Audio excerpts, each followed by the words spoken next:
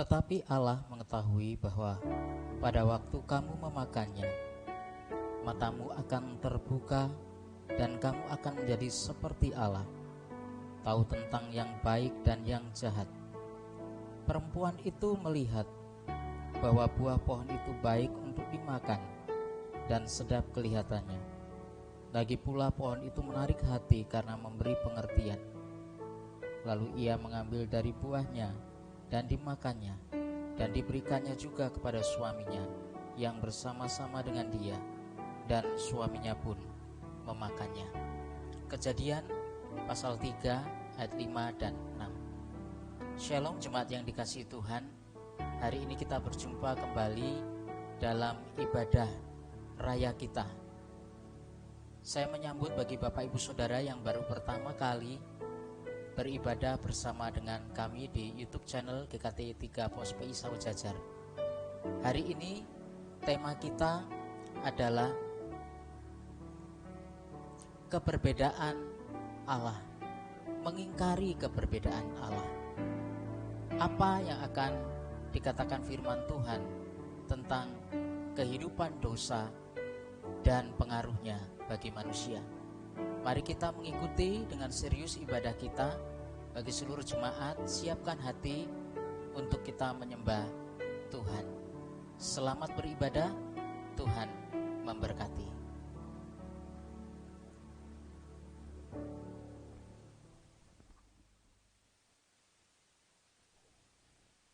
Kali kita merasa mampu melakukan segala sesuatu sendiri, padahal tidak bisa.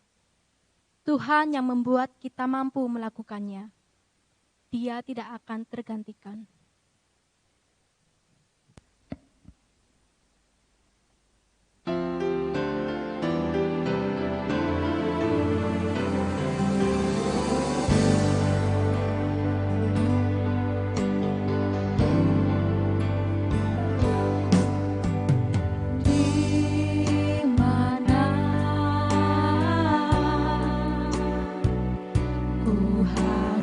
Berpijak sendiri bila ku sadari ku tak bersamamu lagi, tenggelam di gelapnya malam. Namun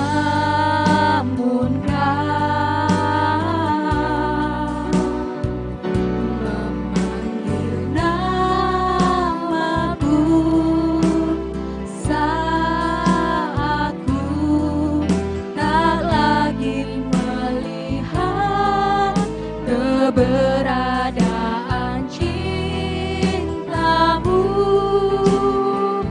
menopang hidupku.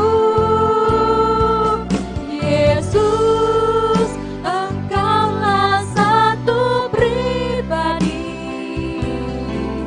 yang sungguh berarti di dalam hidupku. Ku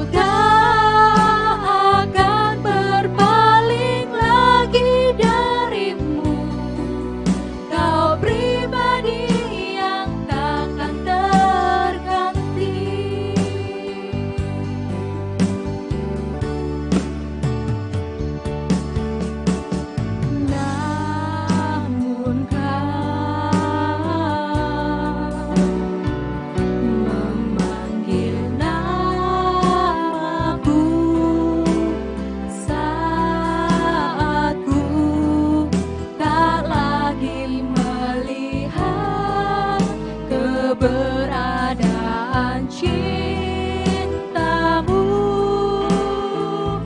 menopang hidupku. Yesus, Engkaulah satu pribadi yang sungguh berarti di dalam hidupku. Ku tak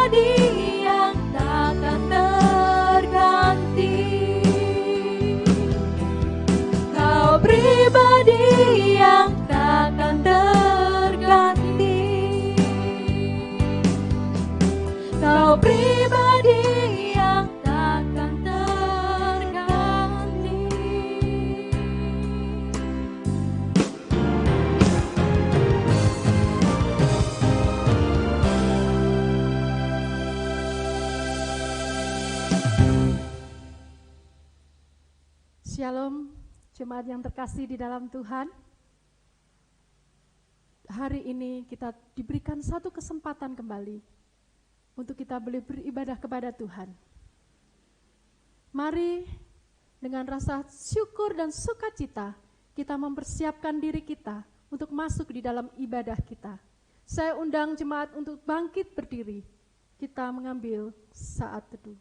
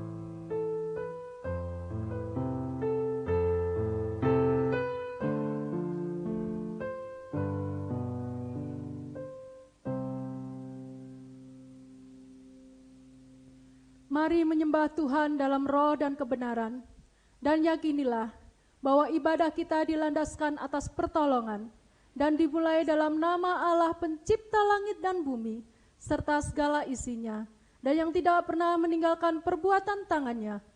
Kiranya kasih dari Allah Bapa, Putra, dan Roh Kudus, Allah yang Tritunggal itu, menaungi ibadah kita. Amin.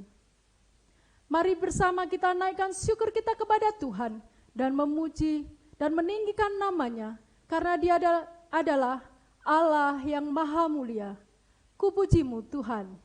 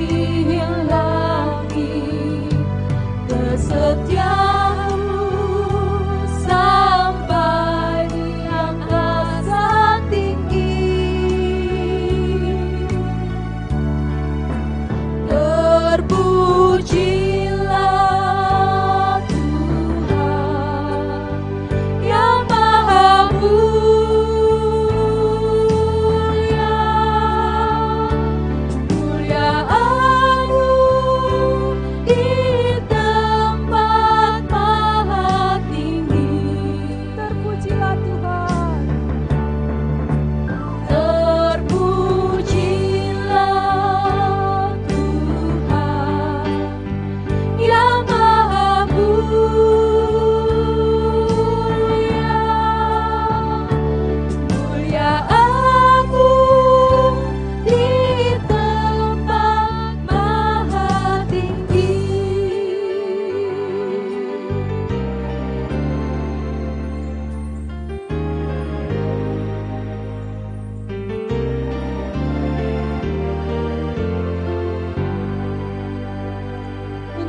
firman Tuhan yang melandasi ibadah kita pada hari ini.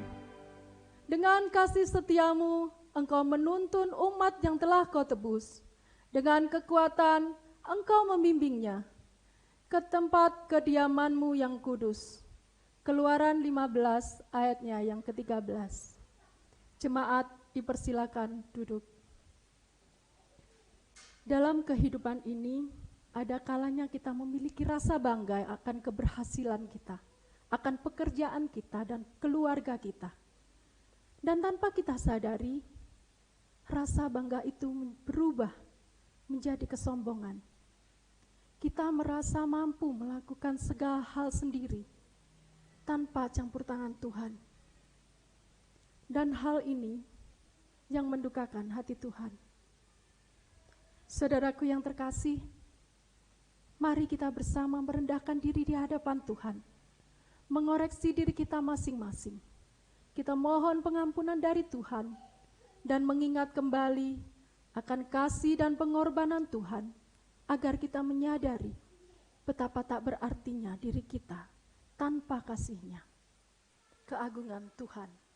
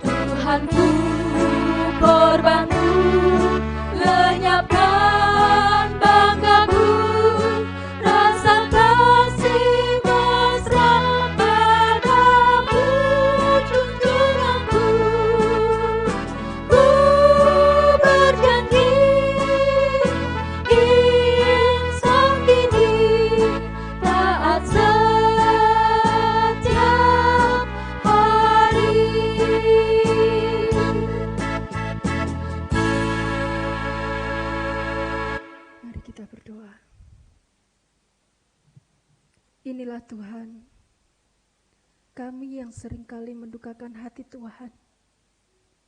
Kami yang seringkali mengecewakan Tuhan. Dengan segala keangkuhan yang seringkali tidak kami sadari. Kini kami dengan kerendahan hati kami, mohon pengampunan Tuhan.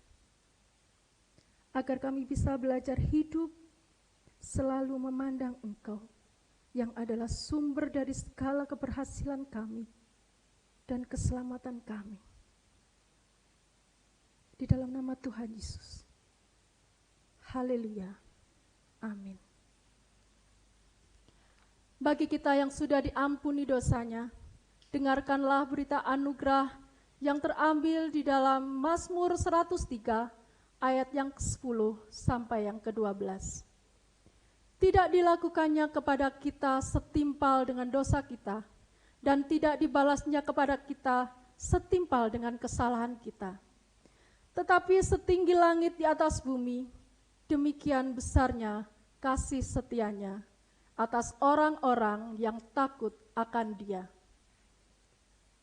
Dan dengarkanlah petunjuk hidup baru yang akan menuntun hidup kita sepanjang 1 minggu ini, yang terdapat di dalam Yakobus pasal yang keempat, ayatnya yang ke-10.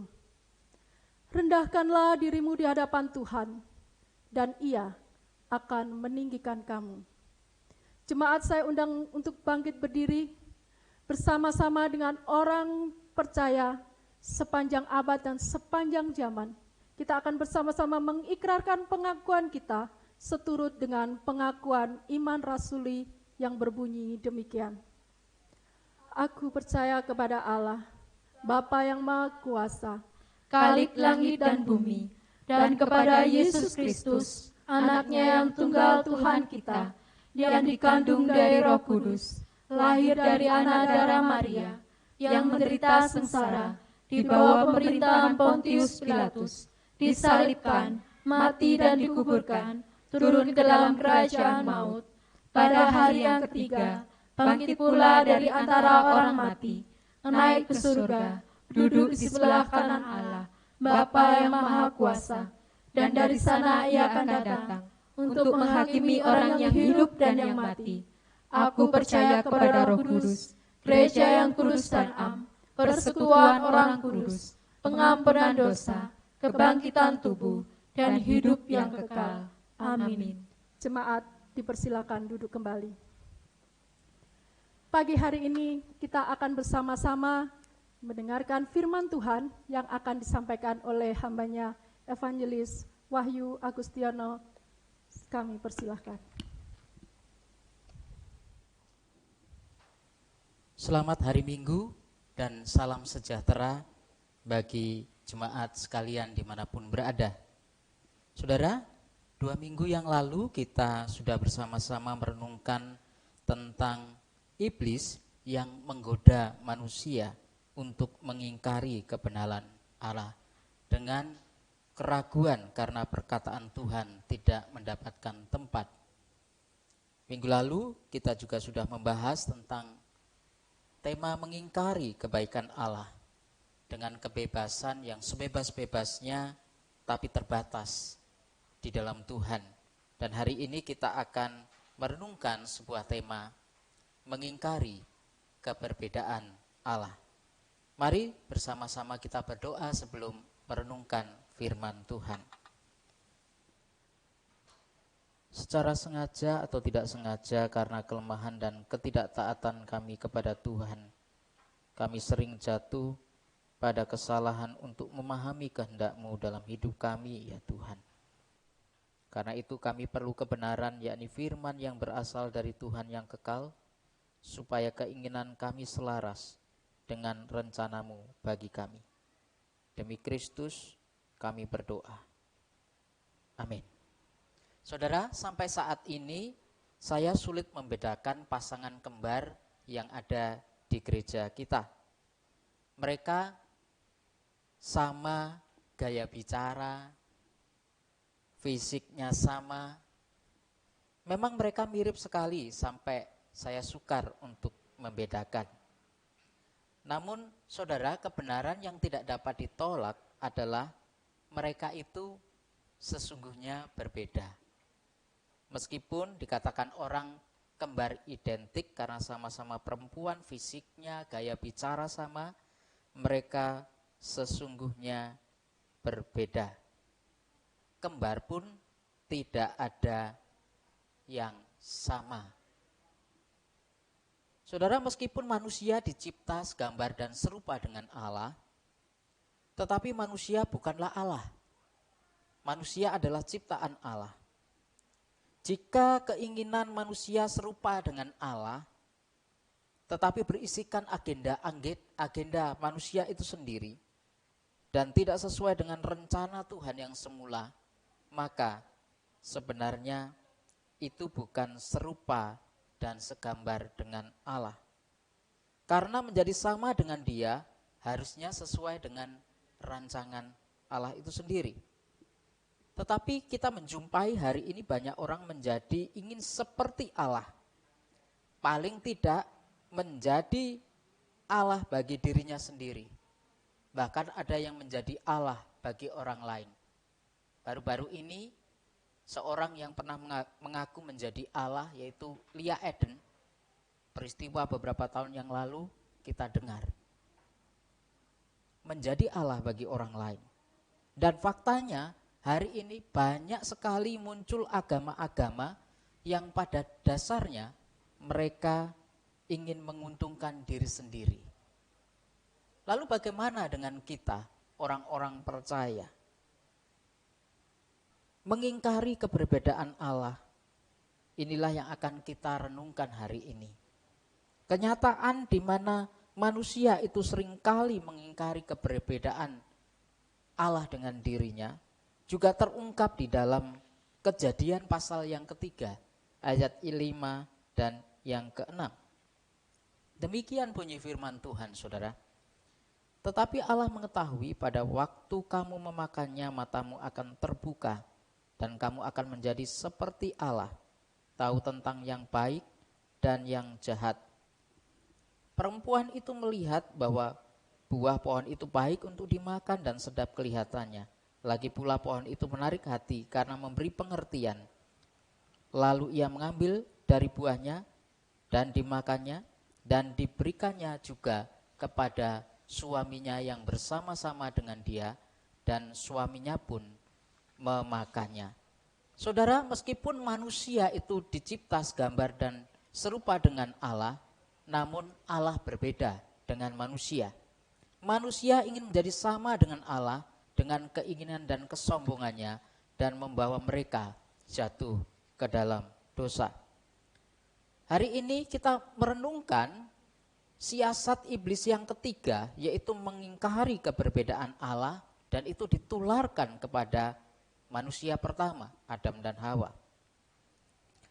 Kita mulai dengan ayat yang keempat, saudara. Tetapi ular itu berkata kepada perempuan itu, sekali-kali kamu tidak akan mati. Tetapi Allah mengetahui bahwa pada waktu kamu makannya matamu akan terbuka dan kamu akan menjadi seperti Allah, tahu tentang yang baik dan yang jahat. Ayat 4 dan yang kelima. Mari bersama kita coba menebak-nebak apa sebenarnya arti sekali-kali kamu tidak akan mati.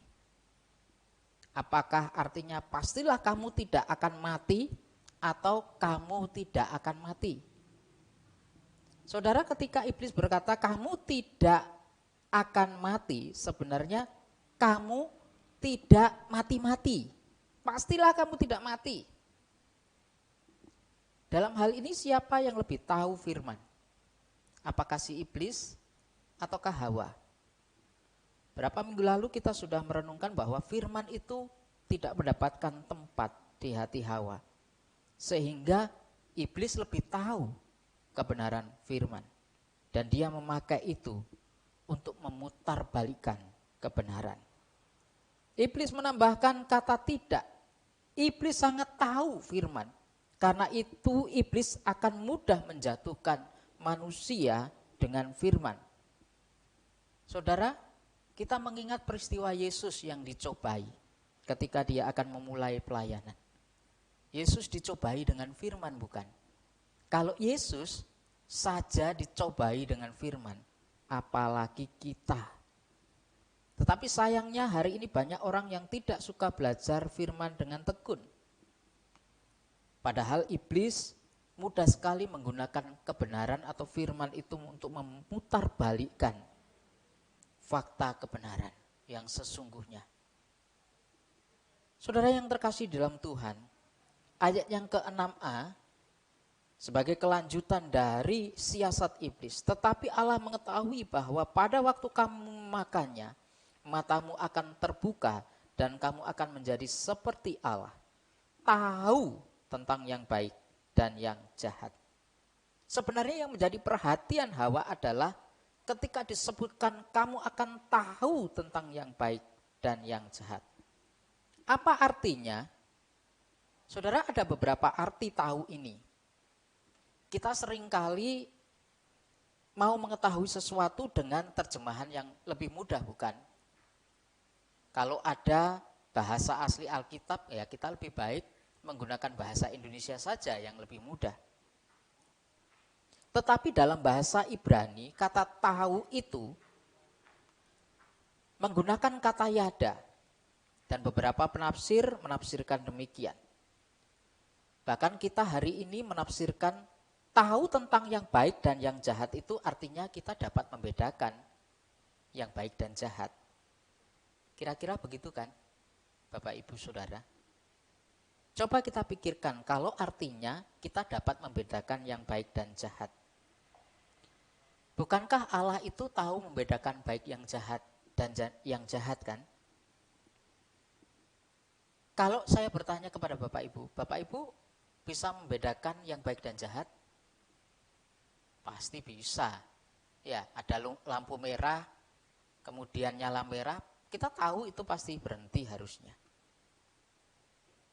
Dan manusia sebenarnya tahu.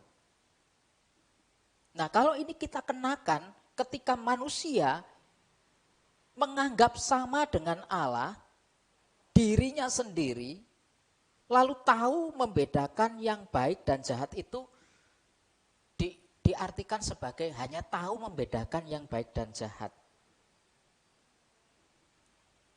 Kalau tahu membedakan yang baik masih oke. Tetapi apakah Allah kita itu membedakan yang jahat itu menjadi sifatnya? Kalau kita runtut, ya Allah pasti tahu. Tapi apakah Allah itu berkompromi dengan kejahatan? Saudara, kalau penafsiran ini dipakai, maka ini penafsiran yang tidak tepat. Lalu penafsirannya bagaimana yang harus kita tahu? Nah, kata tahu atau yada ini juga mempunyai arti bahwa mengenal. Tahu itu mengenal. Yada. Nah, kata ini dipakai dalam Kejadian 4 ayat 1 ketika manusia itu bersetubuh dengan istrinya. Kebanyakan dalam versi bahasa Inggris, Adam itu mengenal istrinya sampai kepada mengenal intim sampai berlanjut kepada hubungan suami istri. Itu kata tahu atau yada. Saudara, dalam bagian ini waktu iblis berkata kepada Hawa, kamu akan sama seperti Allah, tahu yang baik dan yang jahat. Ini punya relasi yang intim. Dengan dapat membedakan yang baik dengan yang jahat. Tidak masuk akal kalau Allah itu hanya memiliki pengetahuan yang baik dan jahat saja begitu. Tidak masuk akal. Tetapi sebenarnya di sini lebih kepada arti memilih dan menentukan. Jadi sebenarnya iblis itu ingin berkata, kamu dapat menentukan tentang yang baik dan jahat tanpa Allah. Memilih menentukan, seperti Kejadian 18 ayat 19. Yada juga dipakai untuk memilih Abraham. Jadi memilih, menentukan. Mari kita coba memasukkan di dalam kalimat yang diucapkan iblis. Kamu akan sama seperti Allah, tahu, menentukan sendiri yang baik dan jahat. Saudara, dalam kehidupan ini sebenarnya yang menentukan yang baik dan jahat itu siapa? Allah, saudara-saudara. Hawa sedang dibujuk, ditipu untuk memilih sendiri, menentukan sendiri yang baik dan jahat.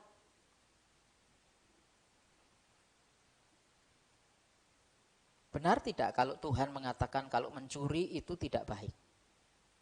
Lalu kita berkata, oh Robin Hood itu mencuri, tapi untuk kebaikan. Saudara, kita sudah tahu bahwa mencuri itu adalah kejahatan. Tetapi kita sering berkata, enggak apa-apalah untuk kebaikan.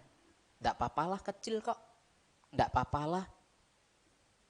Itu kan pilihanku. Saudara, siapa sebenarnya yang berhak menentukan? Sebenarnya Allah. Tetapi iblis menawarkan kepada Hawa, kamu akan menentukan sendiri yang baik dan jahat dalam hidupmu. Dan pada saat yang sama, Hawa sedang merebut haknya Allah. Menarik tidak apa yang ditawarkan iblis ini? Pasti sangat menarik. Kamu tidak usah ikut Tuhan, kamu dapat memilih sendiri hidupmu. Dan itu adalah tawaran yang menarik. Mengapa sekarang banyak orang itu tidak percaya kepada Tuhan, saudara-saudara? Kalau ia percaya kepada Tuhan, seseorang itu tidak lagi bisa menjadi tuan atas dirinya sendiri. Itu terlalu berharga untuk direbut Allah. Saudara, lalu ayat 6 berlanjut demikian. Perempuan itu melihat bahwa buah pohon itu baik untuk dimakan dan sedap kelihatannya. Lagi pula pohon itu menarik hati karena memberi pengertian. Lalu ia mengambil dari buahnya, dimakannya dan memberikannya kepada suaminya bersama-sama dengan dia. Suaminya pun memakannya. Ayat 6b, saudara. Saudara yang dikasihi Tuhan, apa kesalahan fatal yang dilakukan oleh Hawa? Perempuan itu menimbang-nimbang perkataan Allah. Dalam bahasa yang lain, dia ragu-ragu akan kebenaran yang disampaikan Allah kepada dirinya. Padahal Allah sudah mengatakan, jangan kau makan buahnya, nanti pasti kamu akan mati. Sebenarnya Hawa seharusnya perlu enggak sih menimbang-nimbang kalimat Tuhan ini? Seharusnya tidak. Bukankah manusia seringkali seperti ini? Tuhan sudah jelas mengatakan, misalnya, terang tidak bisa bersatu dengan gelap. Tetapi Tuhan coba-coba, siapa tahu nanti calon pasanganku itu bisa ikut Tuhan. Memang ada kasus-kasus tertentu, saudara-saudara. Tetapi ini sebenarnya menjebak diri sendiri. Kita sudah tahu bahwa tidak menjadikan firman sebagai pegangan yang teguh akan membuat kita terjungkal terhadap derasnya arus zaman yang bisa mempengaruhi iman kita. Tetapi kita tidak memilih memegang firman Tuhan. Kita memilih pendapat kita sendiri.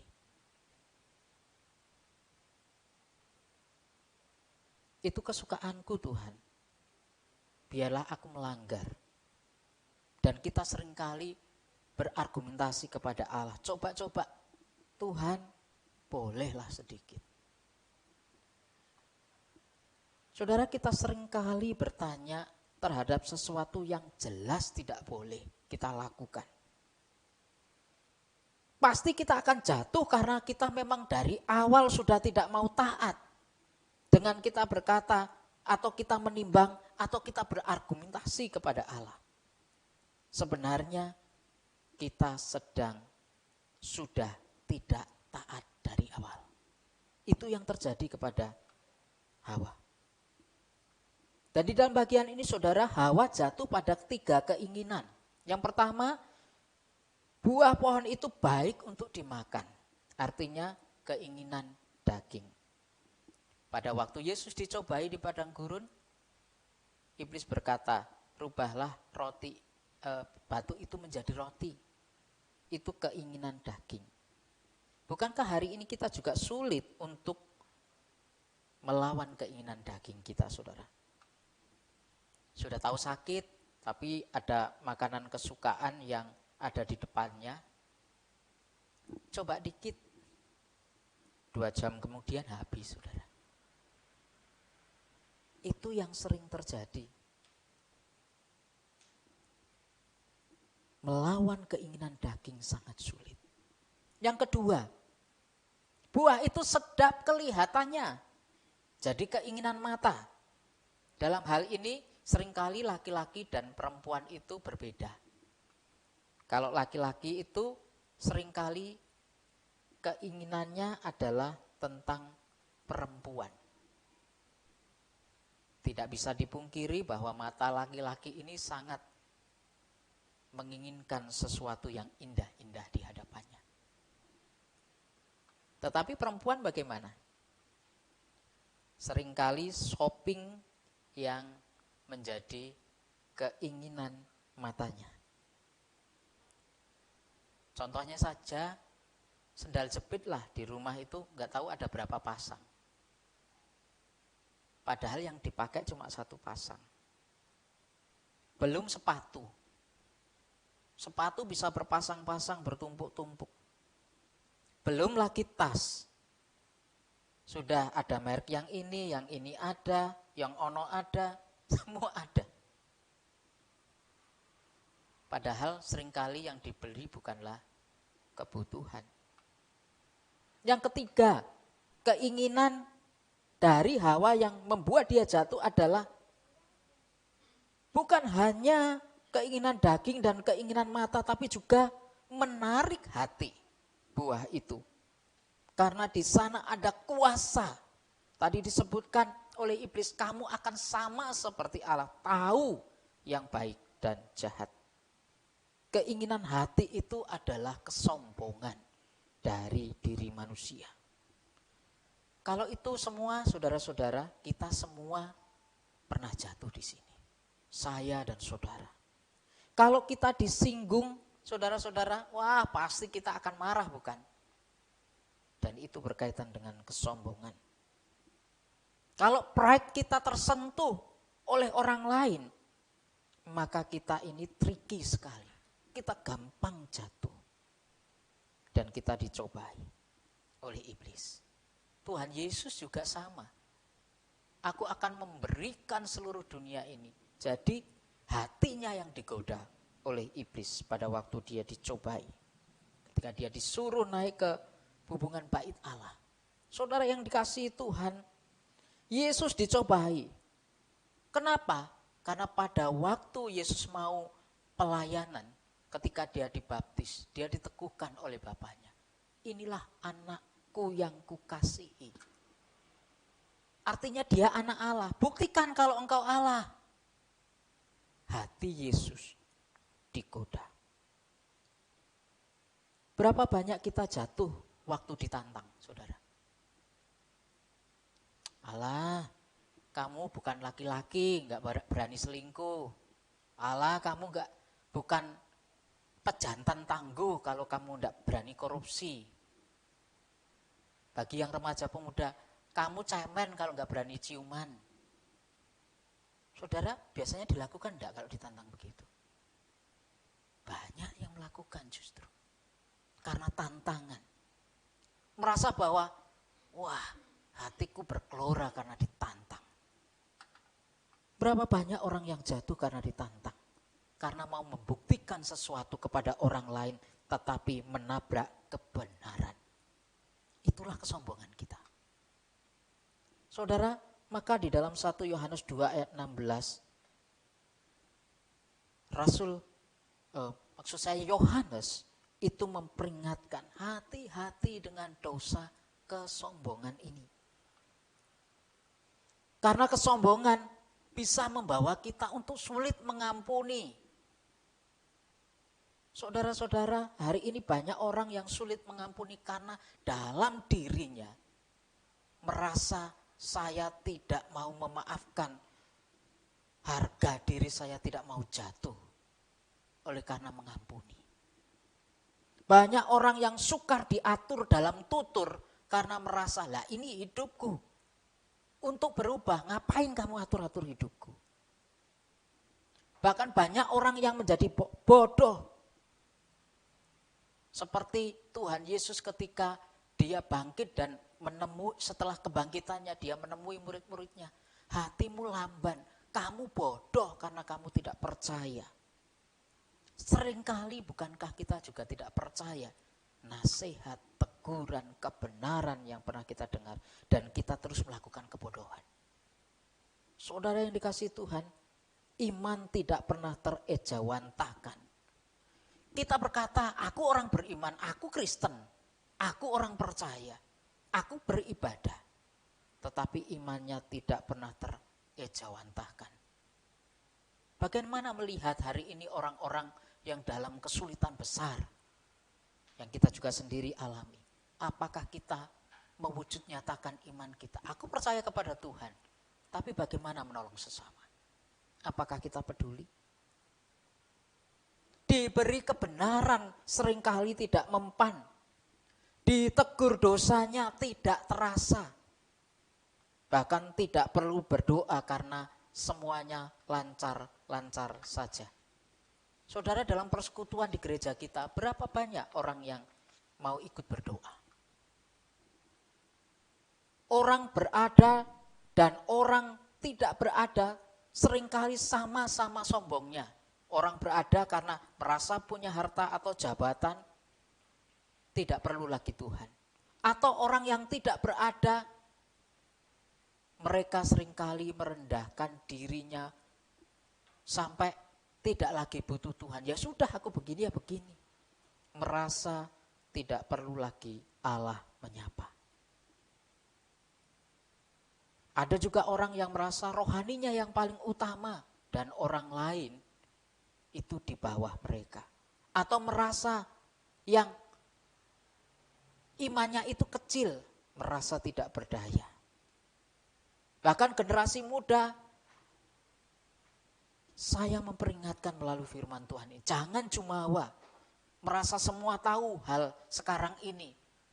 Dan generasi sebelumnya ketinggalan zaman. Kalau semua tahu hal-hal saat ini tetapi bukan berdasarkan kebenaran, semua sia-sia, saudaraku. Bagaimana dan mengapa sesuatu itu berubah dalam diri kita, padahal kita ini penyembah Tuhan yang lama sekali? Jawabannya adalah karena kesombongan hati kita. Sebuah keinginan agar dirinya diakui. Mungkin sebuah kebanggaan. Dan merasa bahwa Tuhan, dalam pikiranku aku menang melawan kebenaranmu selama ini.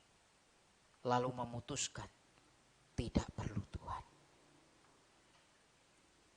Saudara, Hawa, lalu ia mengambil dari buahnya, dimakannya dan memberikannya kepada suaminya yang bersama-sama dengan dia. Suaminya pun memakannya. Ayat 6b. Kenapa Adam tidak mencegah istrinya? Pertanyaannya, saudara. Padahal dia ada di situ. Banyak drama-drama di sekolah minggu itu menggambarkan ketika Hawa itu jatuh ke dalam dosa, Adam itu tidak di situ. Tetapi firman Tuhan dengan jelas menyatakan Adam itu ada di situ. Saudara, ketika belum ada dosa, ya, kita berpikir, oh mungkin Adam itu ikatan suami-suami takut istri. Jadi ketika ditawari ya udahlah mau gitu.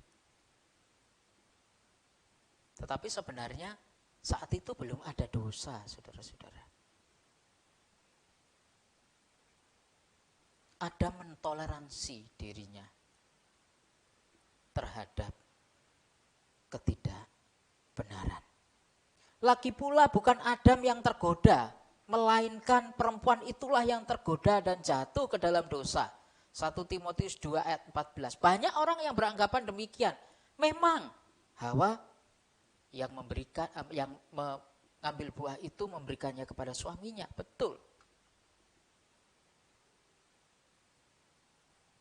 Tetapi sebenarnya Paulus memberi insight yang lain. Hawa itu sebenarnya adalah pihak yang tertipu. Sebenarnya yang harus bertanggung jawab di dalam keluarga itu adalah Adam. Dia tahu perintah bahwa jangan makan buah itu, dia tahu. Tetapi dia tidak mengambil tanggung jawab itu. Seharusnya sesuai dengan urutan penciptaan. Pria dicipta yang pertama. Dan dia bertanggung jawab atas kehidupan manusia, mewakili manusia. Saudara, dalam kenyataannya, pria dicipta dan melalaikan tanggung jawab. Hawa adalah pihak yang mudah tertipu. Makanya banyak sekali di dunia ini kalau sudah pria itu gombali wanita, banyak dapatnya. Betul enggak? Di dalam 1 Timotius 2 ayat 14, saudara, Paulus mau menekankan waktu Hawa ditawari iblis, dia itu sebenarnya sedang tertipu. Tetapi Adam sebenarnya tidak tertipu. Dia tahu secara sadar Adam yang berdosa. Dia sadar, dia tahu peraturan Tuhan itu. Adam tahu persis makan buah akan mati. Tetapi keinginan Adam yang besar ingin sama seperti Allah, meskipun resikonya kematian tetap ditabraknya. Disinilah kelihayan iblis membuat keinginan Adam lepas dari Tuhan dan menawarkan dirinya sendiri menjadi Tuhan atas hidupnya. Dan itulah dosa, saudara. Secara sadar melakukan yang tidak benar. Itu dosa. Dosa adalah secara sadar memilih untuk tidak taat kepada Tuhan. Bagaimana kalau pada waktu itu Hawa itu sebenarnya diberikan pengertian atau kesadaran seperti Adam? Mungkin dia tidak tertipu, saudara. Dan pada waktu itu hanya satu buah yang tidak boleh dimakan. Kalau mau taat, mereka sebenarnya bisa tidak? Pasti bisa, itu gampang sekali kok. Hanya satu buah saja yang tidak boleh dimakan. Tetapi mereka memilih tidak taat. Hawa jatuh karena tertipu. Adam jatuh dengan sadar. Pertanyaannya, dosa siapa yang paling besar? Pasti Adam. Karena dosa itu dilakukan dengan sadar. Kita seringkali menyalahkan, loh Hawa yang duluan, yang kasih buah itu. Bapak-bapak, jangan salahkan perempuan. Sebenarnya prialah yang bersalah.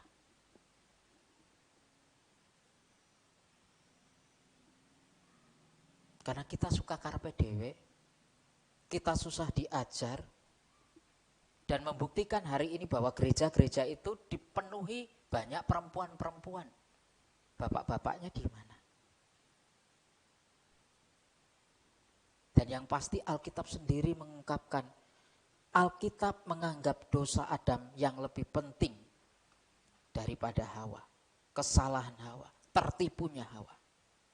Dosa masuk dari manusia pertama yaitu Adam, bukan Hawa. Yesus datang sebagai Adam yang kedua untuk menghapus dosa itu. Bukan Yesus datang menjadi Hawa yang kedua. Di dalam Roma 5 ayat 17. Saudara, kalau misalnya Hawa yang diperhitungkan dosanya, ya sudahlah, Adam dibuat tidur lagi aja, lalu tulang rusuknya diambil lagi untuk ciptakan Hawa yang kedua. Hawa biar mati. Kan beres. Diciptakan lagi Hawa yang kedua untuk Adam. Tetapi di sini tidak. Karena dosa Adamlah yang diperhitungkan Allah. Saudara, kita akan melihat akibatnya. Akibat umum dari kejatuhan manusia ke dalam dosa akibat kesombongannya itu, yaitu kematian rohani. Kamu dahulu sudah mati karena pelanggaran dan dosamu, tetapi Allah yang kaya dengan rahmat oleh karena kasih-Nya yang besar yang dilimpahkannya kepada kita. Efesus 2 ayat 1 dan 4. Roma 3 ayat 10. Tidak ada yang mencari Allah, tidak ada yang benar. Semua agama itu diciptakan untuk menyembah dirinya sendiri sebenarnya. Saudara, di sini kelihatan bahwa kematian rohani itu sudah ada. Maka itu ada, kita mengenal dosa asal. Hilangnya komunikasi dengan Allah, bahkan dengan manusia. Kenapa? Allah waktu itu mencari ketika mereka jatuh dalam dosa dan manusia bersembunyi. Komunikasi mereka sudah putus dengan Allah. Dan seterusnya mereka saling menyalahkan. Padahal dulu ada mengatakan, inilah tulang dari tulangku. Tapi setelah kejatuhan dalam dosa, dia menyalahkan, inilah Tuhan perempuan yang engkau ciptakan untuk mendampingiku. Dan yang kedua adalah kematian fisik. Hilangnya kehidupan. Di dalam ayat 23 mereka diusir dalam kejadian ini. Dari taman itu mereka keluar dari kehidupan. Mereka menuju kepada kematian fisik. Sebenarnya saudara, sebelum mereka berdosa, yang tidak boleh dimakan itu hanya buah satu buah. Pengetahuan baik dan jahat itu. Tetapi setelah mereka jatuh ke dalam dosa, ada pohon kehidupan yang tidak boleh mereka sentuh. Dan mereka diusir dari Taman Eden itu. Mereka meninggalkan kehidupan. Saudara yang dikasihi Tuhan, itu akibat secara umum. Akibat secara khusus dari kejatuhan, di ayat yang ke-15, bahwa akan terjadi permusuhan antara si iblis dan perempuan itu. Antara keturunannya dan keturunan perempuan itu. Antara Yesus dan iblis sendiri. Ular secara pribadi dihukum. Debu tanahlah yang akan menjadi makanannya. Dia akan berjalan dengan perutnya. Itu menggambarkan bahwa Allah akan menghukum. Allah akan merendahkan kesombongan. Yesaya pasal 14 itu menyebutkan karena malaikat itu yang sombong ingin menjadi Allah, dia jatuh. Saudara-saudara, disinilah hukumannya. Allah merendahkan siapa yang meninggikan diri di hadapannya. Kemudian yang kedua, secara khusus permusuhan aku akan adakan. Jadi ini agak sedikit berbeda terjemahannya saudara-saudara. Ya. Jadi terjadi permusuhan antara Allah dengan si ular itu. Tapi terjemahannya yang baik ini. Permusuhan aku akan adakan, dan itu diletakkan di depan. Permusuhan itu diadakan oleh Allah sendiri terhadap iblis. Saudara-saudara, mengapa Allah melakukan itu? Dia seperti berperang dan memang mengadakan perang. Saudara, setelah manusia jatuh dalam dosa, banyak pengikut iblis bukan? Hari ini pun banyak.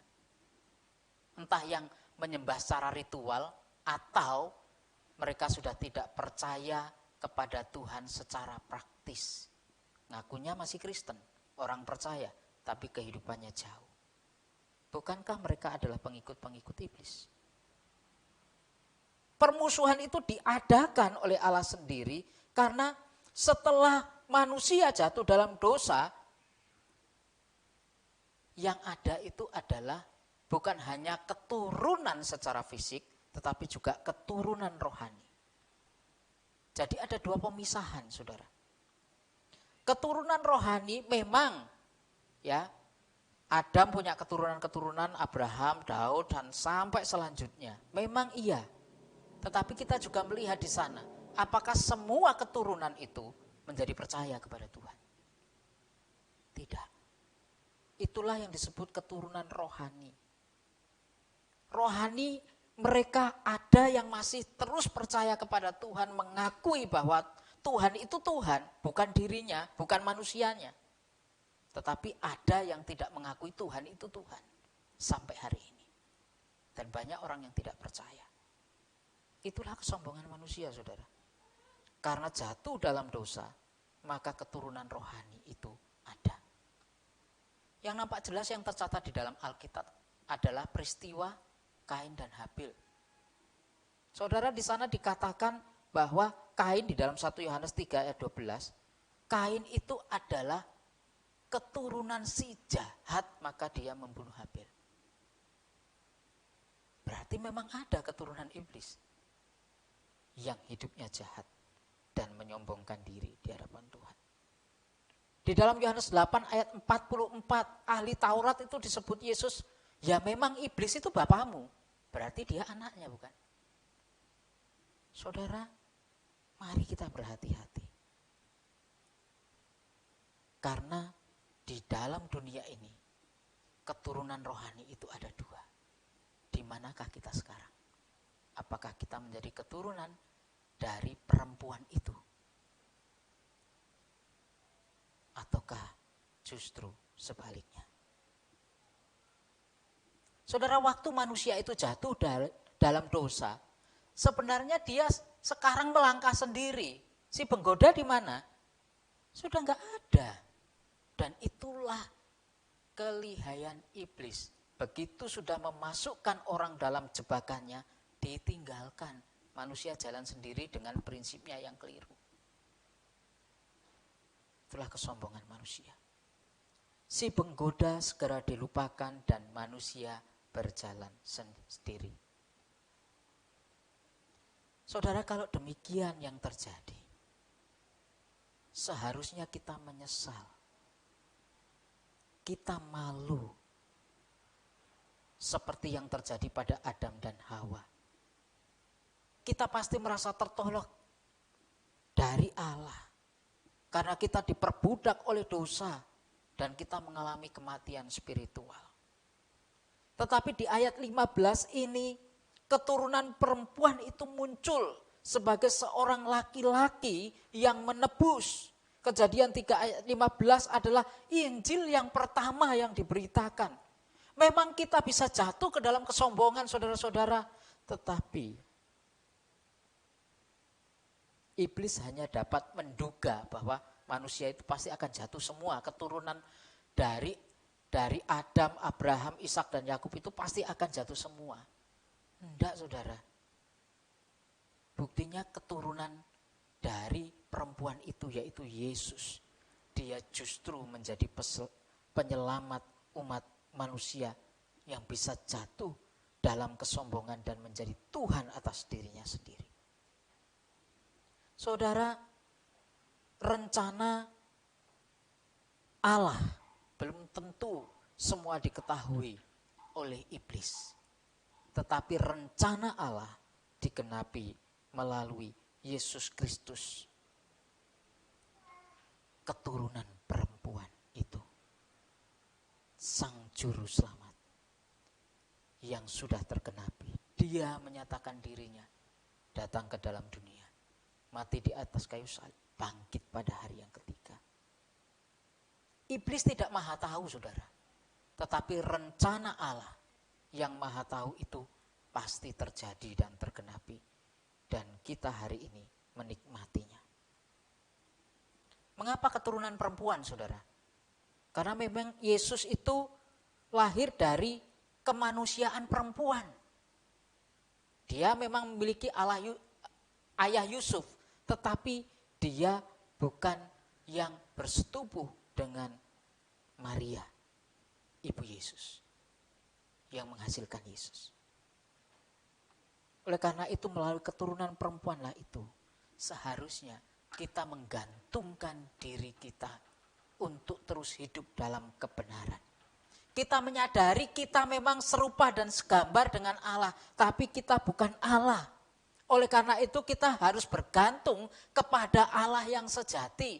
Jangan bergantung kepada diri sendiri.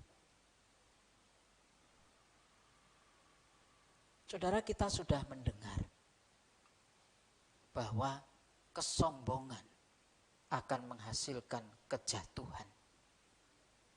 Bentuk-bentuk kesombongan itu banyak sekali dalam diri kita. Bukan hanya karena kita mampu memiliki harta, bukan hanya karena kita pintar, tetapi banyak hal kita bisa menjadi sombong. Oleh karena itu, mari kita menyadari, kita bukan Allah, bahkan bagi diri kita sendiri. Maka bergantunglah kepada Allah.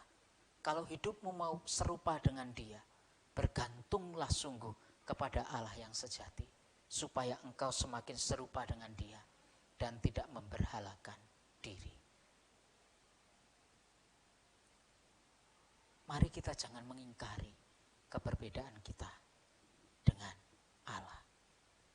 Bergantunglah padanya. Amin. Mari berdoa. Bapa di surga, kami sungguh menyadari dan mohon ampun bahwa seringkali kesombongan-kesombongan kami itu melupakan kebenaran kami memiliki Allah yang sejati, yang seharusnya kami tinggikan, yang seharusnya kami taati, yang seharusnya perkataan-perkataannya, kebenaran-kebenarannya kami sungguh ikuti. Tuhan, mampukan kami untuk melihat bahwa kami memang segambar dan serupa dengan Engkau, tapi kami bukan Allah. Kami adalah umat-Mu yang patut tunduk mengabdi kepadamu. Berilah pertolongan-Mu ya Tuhan dalam langkah iman kami setiap hari, untuk kami tidak menjadi sombong, ingin sama seperti Engkau, tetapi tidak mau menuruti perkataan dan ketetapan-Mu. Demi nama Yesus kami berdoa. Amin.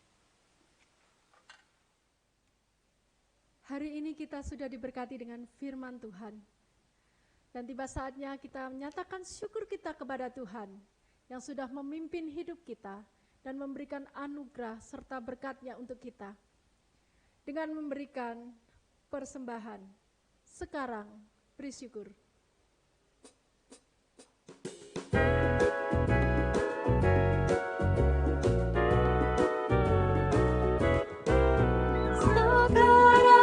Bersyukur, besarkan nama Tuhan, pemimpin hidupku, yang mendengar seruan yang oleh anaknya, memberi anugerah dan tak terbilang pun mujizat berkat-Nya.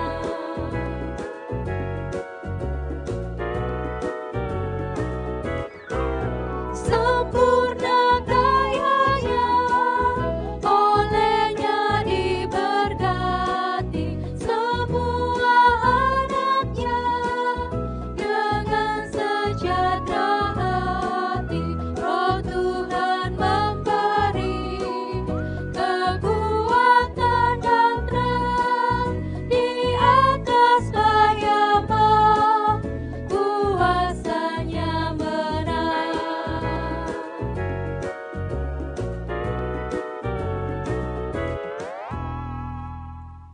Mari kita bersama-sama berdoa untuk persembahan dan beberapa doa syafaat.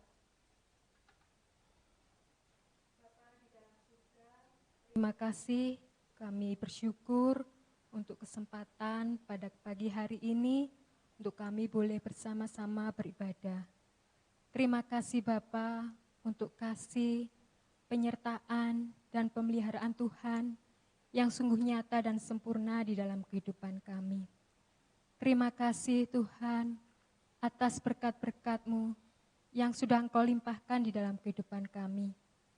Baik itu berkat berupa jasmani maupun berkat berupa rohani, yang semuanya itu sangat membantu dan menolong kami dalam pertumbuhan iman kami. Sebagai rasa syukur kami mempersembahkan persembahan kami. Terimalah persembahan yang sudah kami berikan, baik persembahan perpuluhan, persembahan ucapan syukur, ataupun persembahan lainnya. Kuduskan persembahan kami, sehingga persembahan kami ini benar-benar layak dan berkenan di hadapan Tuhan, dan berguna bagi pelayanan di gereja kami. Terima kasih Bapa, di dalam nama-Mu kami berdoa. Haleluya. Amin. Bapa, kini kami datang dengan kerendahan hati kami untuk memohon kepadamu bagi bangsa kami yang saat ini mengalami berbagai masalah, dari keamanan yang sampai saat ini masih belum stabil, sampai dengan pada bencana alam yang terus-menerus terjadi di negara kami ini ya Tuhan. Kiranya Engkau berbelas kasihan kepada bangsa kami ini, dan mohon Tuhan pulihkan kembali kondisi bangsa kami. Tuhan berkati para pemimpin bangsa kami dengan hikmat bijaksana di dalam menjalankan tugas dan tanggung jawabnya. Saat ini juga kami menyerahkan anak-anak kami yang masih sekolah dan saat ini menghadapi ujian. Kiranya Tuhan memberkati mereka dengan hikmat, akal budi, kerajinan untuk belajar, dan Tuhan berkati juga kesehatannya, agar mereka bisa menghadapi ujian dengan percaya diri. Saat ini juga kami berdoa untuk gereja kami, GKT 3 Bospe Esau Jajar. Di dalam seluruh pelayanan yang dilakukan, kiranya boleh menjadi berkat bagi jemaat di dalam pertumbuhan imannya. Berkati juga seluruh pengurus, baik pengurus komisi dan juga pengurus umum, di dalam mengerjakan tanggung jawab dan pelayanannya dengan bisa melayani dengan baik, dan program-program yang ada bisa terlaksana dan boleh memuliakan nama Tuhan. Bapa, kami juga berdoa untuk jemaat Tuhan yang ada di sini, di dalam seluruh pergumulan hidup masing-masing. Kiranya Tuhan mampukan untuk tetap bisa memiliki pengharapan dan iman kepada Engkau. Terima kasih Tuhan. Inilah doa dan permohonan kami yang kami alaskan hanya di dalam nama Tuhan Yesus. Kami sudah berdoa. Amin. Jemaat, saya undang untuk bangkit berdiri. Kita akan mengakhiri ibadah kita pagi hari ini dan mengembalikan segala kemuliaan hanya bagi Tuhan. Doksologi.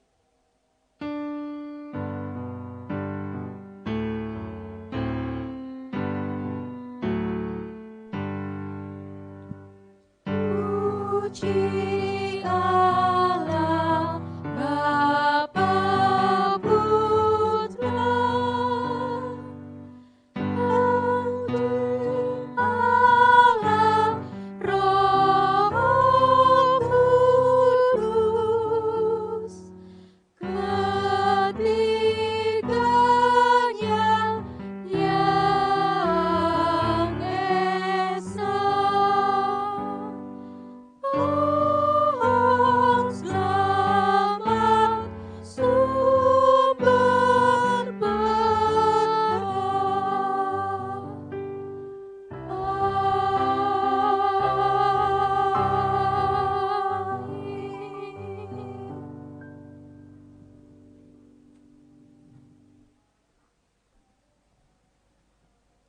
Jemaat yang dikasihi Tuhan, marilah kita bukan menjadi Allah bagi diri kita sendiri, tetapi sembahlah Allah yang sejati.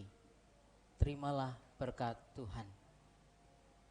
Kiranya Allah sumber segala rahmat akan memelihara hati dan pikiranmu dalam Yesus Kristus Tuhan. Berkat dari Allah Bapa, Putra, dan Roh Kudus, Allah yang Tritunggal itu akan menolong kita untuk hidup mengabdi kepada Allah yang sejati dari sekarang sampai Kristus datang kembali. Amin.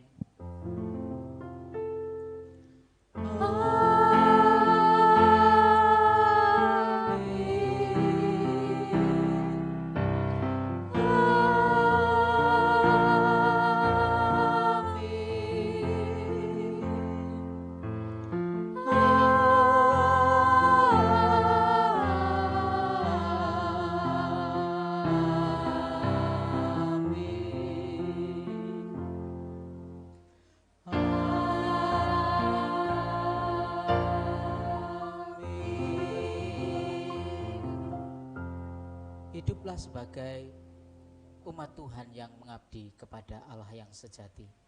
Selamat hari Minggu, Tuhan Yesus memberkati.